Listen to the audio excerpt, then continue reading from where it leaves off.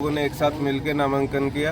उनकी लड़ाई किसी और चीज़ों के लिए, हमारी लड़ाई व्यवस्था के लिए। हम अपनी व्यवस्था की लड़ाई की लड़ेंगे। जो चकाई में आज तक व्यवस्थाएं नहीं हो पाई हैं, हम लोग उस पर काम करेंगे। अगर जनता आपको समर्थन देती है तो जो लगातार समस्याएं बनी हुई है, पानी निकास की और भी विभिन्न समस्याएं जो बनी हुई है, उन समस्याओं के बारे में आप क्या करेंगे? देखिए, समस्याएं बहुत सारी है चकाई में, और मैं और मेरी टीम जितनी भी है, हम लोग रेगुलर उन समस्याओं पे काम कर रहे हैं। जल नल के टंकियां तो लगी हुई हैं, पर नलों में पानी नहीं आता। और पर्सनली हम लोग जो चाहते हैं या हम लोगों ने ऑब्जर्व किया है, हम लोग चकाई में रहते हैं, बस रोड और पुल ये विकास में आते हैं, ज़रूरी हैं, लेकिन इनके साथ जो मूलभूत ज़रूरतें और हैं, किसानों के लिए कोल्ड स्टोर नहीं है। जितने भी राशन कार्ड धारी हैं, सबका 2 किलो अनाज कट रहा है, कोई बोलने वाला नहीं है। ब्लॉक में बिना पैसे के कोई काम नहीं हो रहा है। साथ ही ब्लड बैंक एक बहुत आवश्यक चीज़ हमको लगता है कि हमारे विधानसभा में है, क्योंकि पर डे 8-10 लोगों को ब्लड की ज़रूरत पड़ रही है। और जो हम तक इन्फॉर्मेशन पहुंचा रहे हैं, वैसे सैकड़ों लोग होंगे जो हमसे नहीं जुड़े हुए हैं, तो हमें लगता है कि ब्लड बैंक ज़रूरी है। साथ में कोल्ड स्टोर जो आज लोगों ने मुद्दा बनाया हुआ है कि बेरोजगारी है, अगर हम वो सारी व्यवस्थाएं दें, अगर कोल्ड स्टोरेज अगर हम अपने यहाँ मुहैया मतलब बनवाते हैं, तो शायद किसानी करके लोगों को अच्छी रोजगार की व्यवस्था हो सकती है। चकाई जिस तरह से SC/ST इलाका रहा है, वहाँ पर आदिवासी बहुल क्षेत्र है, सबसे बड़ी समस्या पलायन है, उसके ऊपर क्या होगा? मैंने अभी आपको बताया ना कि पलायन रोकने के लिए आपको व्यवस्थाएं देनी पड़ेंगी। अगर हम किसानों के लिए कोल्ड स्टोर की व्यवस्था दे दें, या लोकल जो रोड और पुल जो बन रहे हैं, उसमें लोकल मजदूरों को हम लोग इन्फोर्स करें कि वो यूज़ करें, लोकल व्हीकल्स यूज़ करें। और जो छोटी छोटी चीज़ें हैं, अगर हम हर पंचायत में एम्बुलेंस की व्यवस्था करते हैं, तो ड्राइवर और कंडक्टर यहाँ के हो। अब जब तक व्यवस्था वहाँ क्रिएट नहीं करिएगा तो रोज़गार क्रिएट नहीं होगा। तो हम लोग चाहते हैं कि पहले व्यवस्था लेके आए, व्यवस्था के साथ रोज़गार अपने आप आ जाएगा।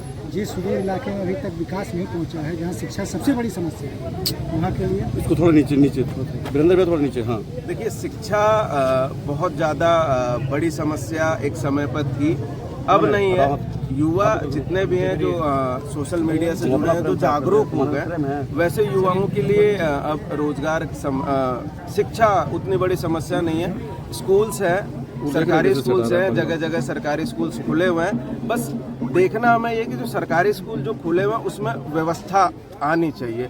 और हम लोग भी कंटिन्यू कोशिश कर रहे हैं कि फ्री कंप्यूटर क्लासेस चला रहे हैं, और भी जो बच्चे स्कॉलरशिप के लिए या फिर जो UPSC BPSC के लिए जो बच्चे तैयारी कर रहे हैं, उन सभी बच्चों के लिए हम लोग कुछ ना कुछ विशेष सुविधाएं दे रहे हैं, ताकि वो उस क्षेत्र में और आगे बढ़ सके। NDA और इंडिया 2 पार्टियों को लगातार जनता वहाँ की देखती आ रही है, और अगर पुराने याद करें तो निर्दलीय को भी भरपूर समर्थन मिला है वहाँ से।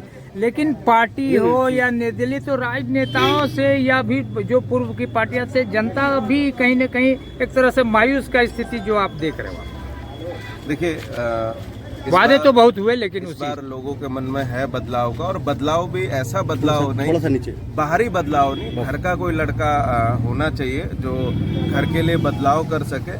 बाहरी बहुत लोग आते हैं चकाई में, चकाई को चारागाह समझ रखा है। जिसको भी अगर विधायक बनना हो, शाम को सपना देखा, सुबह उठ के वो चकाई आ गए। तो वैसी व्यवस्थाएं अब नहीं रहेंगी। युवाएं जगे हुए हैं, और साथ में हमारे कंधे से कंधा मिला के चल रहे हैं। और हम लोग इस बार चाहते हैं कि चकाई की बागडोर हमारे युवाओं के हाथ में ही रहे। बिल्कुल सर, आप जिस विधानसभा से चुनाव, मतलब वोट जो है वो मैंने चेहरा देख करके कि कोई पार्टी देख करके दे दीजिएगा, या कुछ काम धाम वाला हम लोग के जो गरीब को उठाएगा उसी को वोट देगा, और गरीब का जो मदद करेगा। और समस्या क्या, चकाई में भी हम हैं, आपके गांव में भी हैं, समस्या क्या कुछ निपटारा हुआ कि है कुछ समस्या बाकी है, अभी काम नहीं हो पाया?